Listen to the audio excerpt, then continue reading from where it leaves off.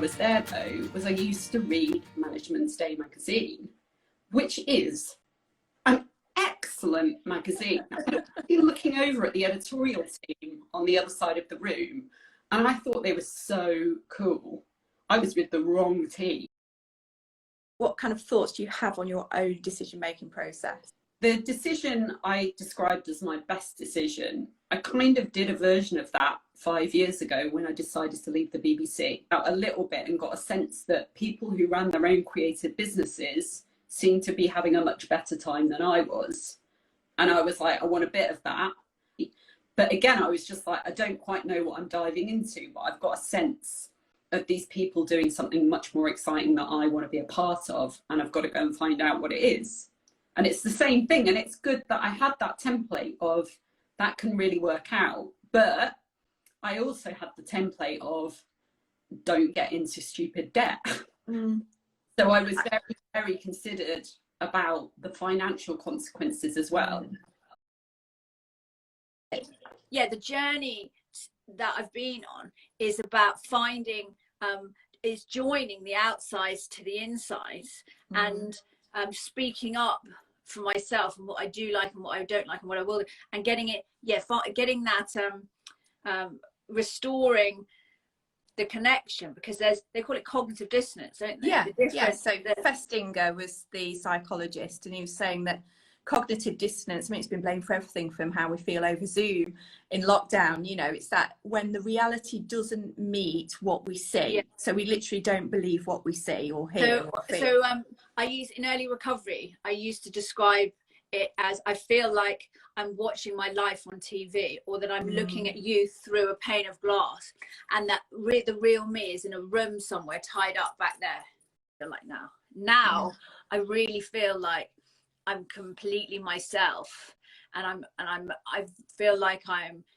a capable person, and I feel really safe with myself and safe in the world, even when the outside conditions are, you know, dangerous and risky, you know, in my parenting, in a pandemic, you know, with income going up and down. I don't, you know, all my reactions are proportionate and reasonable and calm, and my nervous system is calm. I, as someone with ADHD, have a real tendency when it comes to decision making, quite subconsciously, to go from 0 to 60, you know. So I got in touch with the party. You can just find out who your local branch is and come along to a meeting. Went along to my first meeting, revelations all over the place. And the use of the word comfortable is interesting, because am I comfortable with it? No. Am I, you know, over the years, have my bank statements been comfortable with it? No. Have my friends and family been? No.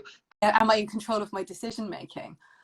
I'm maybe slightly more self-aware, because I've got some kind of knowledge of how the brain works, how people respond to things.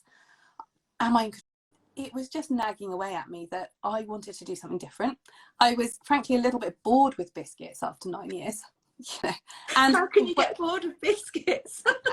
Well, I think the thing is, when you do what I do and you're asking people about their behaviour, once you feel like you know all the answers and it's predictable and you know what people are going to say, you kind of lose that edge a bit. So I wanted to get some variety, and it had been nagging away at me. Emotionally, I wanted to do my own thing. I wanted to be in control. I wanted to be making my own decisions. I didn't want to be pleasing people anymore, you know, just because I had to play the kind of politics. But equally, it was quite rational in that I could see an opportunity for a consultant rather than a big qualitative agency to work with food brands, and I kind of went with it. But it was one of those funny things where emotionally I knew I was going to do it. And then I kind of lined up all the rational reasons for why it was a good idea and why I was going to make it work. Best decision I ever made was leaving my amazing high salary, high powered, high kudos job as an investment banker to retrain as a photographer, which, you know, we can talk about it, but at the time didn't go down that well in my house, let me tell you. Wow.